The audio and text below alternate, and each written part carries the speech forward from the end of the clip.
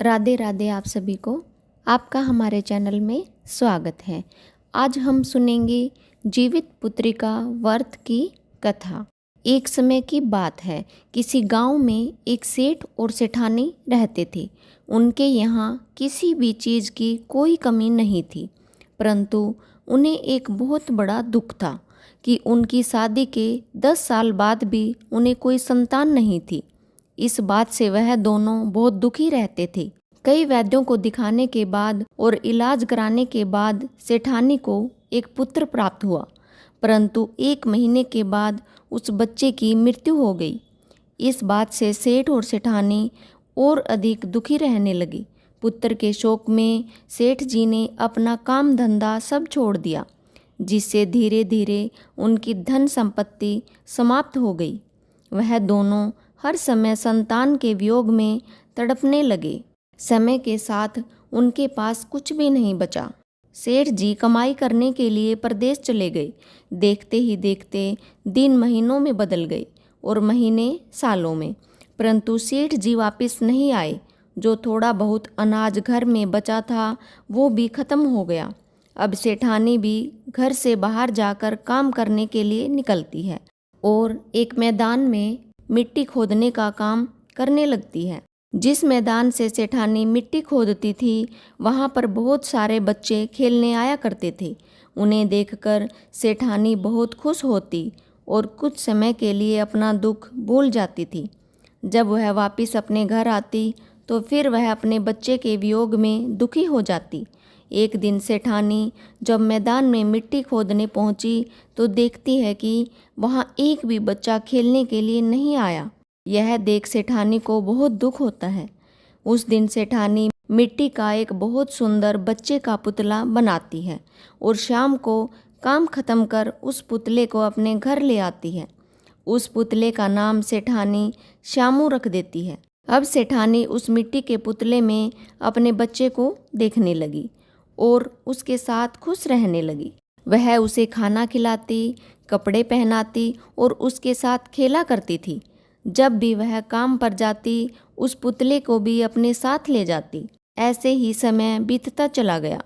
एक दिन सेठानी उस पुतले को लेकर जा रही थी, तभी उसने देखा कि एक पेड़ के नीचे कुछ औरतें बैठी पूजा कर रही थी। सेठानी उनके पास गई और पूछने लगी, बहन आप ये कौन सी पूजा कर रही हो? इस पूजा से क्या फल प्राप्त होता है, मुझे भी बताइए। तब वह औरतें बोली, इस व्रत का नाम जीवित पुत्रिका व्रत है।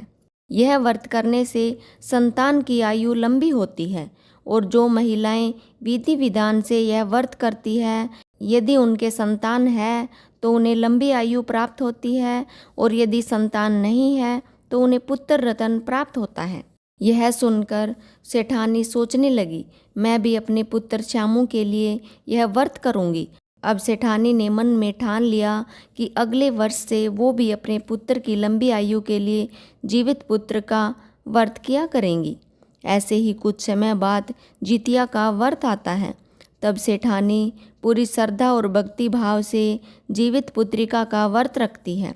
दिन रात जित भगवान से अपने पुत्र श्यामू की लंबी आयु की प्रार्थना करती है। अगले दिन सेठानी ने जितिया व्रत का पारण पूरे विधि विधान से किया और फिर हमेशा की तरह अपने काम में लग गई। एक दिन वह उस पुतले को लेकर काम पर गई तो उसने महसूस किया कि वह पुतला हिल रहा है। फिर उसने सोचा कि यह उसका भ्रम होगा और फिर अपने काम में लगी रही। थोड़ी देर बाद उसने बच्चे के रोने की आवाज़ सुनी तो वह आश्चर्य में पड़ गई। थोड़ी देर के बाद उसने अपने बच्चे का कपड़ा हटाकर देखा तो देखती है कि पुतले की जगह एक छोटा सा बच्चा था, जिसे देखकर वह बहुत खुश हुई और समझ गई कि यह सब जित भगवान की कृपा से हुआ है। मिट्टी के पुतले में भी जित भगवान ने जान डाल दी है। वह जित भगवान को कोटि कोटि प्रणाम करती है और खुशी खुशी अपने घर की ओर लौट जाती है। रास्ते में सभी लोगों को बताती है कि जित भगवान की कृपा से मेरा मिट्टी का पुतला पुत्र बन गया है। यह सुनकर सब हंसने लगते हैं और कहते हैं, लगता है सेठानी पागल हो गई है। मिट्टी का पुतला भी कभी जीवित हो सकता है, लेकिन मिट्टी के पुतले की जगह बच्चे को देखकर सब समझ गए कि सेठानी पर जित भगवान की कृपा हुई है। उधर सेठ जी जो कमाने के लिए विदेश गए हुए थे, जित भगवान की कृपा से उन्हें भी अपनी पत्नी की याद आई। वो भी अपना कमाया हुआ सारा धन लेकर अपने घर की ओर चल दिए।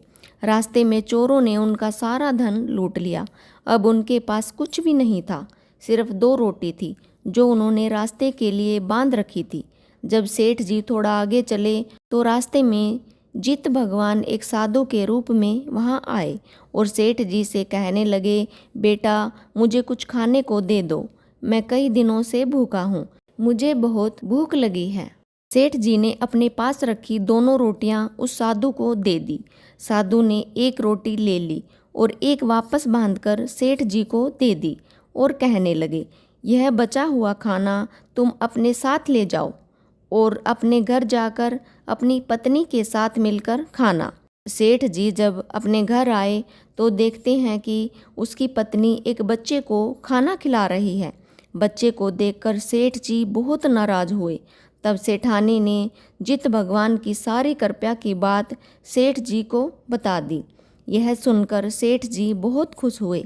फिर सेठ जी ने भी रास्ते की सारी बात सेठानी को बता दी और कहने लगे, मुझे बहुत भूख लगी है, मेरी पोटली में एक रोटी बची है, वो मुझे ला दो, उसे खाकर मैं थोड़ा आराम कर लेता हूँ।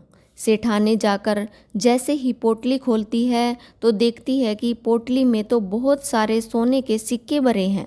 यह देखकर वह चौंक जाती है और सेठ जी से जाकर कहती है, आप तो कह रहे थे कि आपका सारा धन चोरों ने लूट लिया है, लेकिन आपकी पोटली में तो ढेर सारा धन भरा हुआ है। तब सेठ जी जाकर उस पोटली को खोलकर देखते हैं तो रोटी की जगह बहुत सारे सोने के सिक्के देखकर वह बहुत खुश होते हैं और कहते हैं कि यह सब तुम्हारे व्रत का फल है, और दोनों मिलकर जित भगवान की जय जयकार करने लगते हैं। ये थी जीवित पुत्री का व्रत कथा। जो व्यक्ति सच्चे दिल से विधि विधान से जीवित पुत्रिका का व्रत करता है, उसके जीवन में सुख शांति और संतान सुख अवश्य आता है। जितिया भगवान की जय। आपका दिन शुभ हो।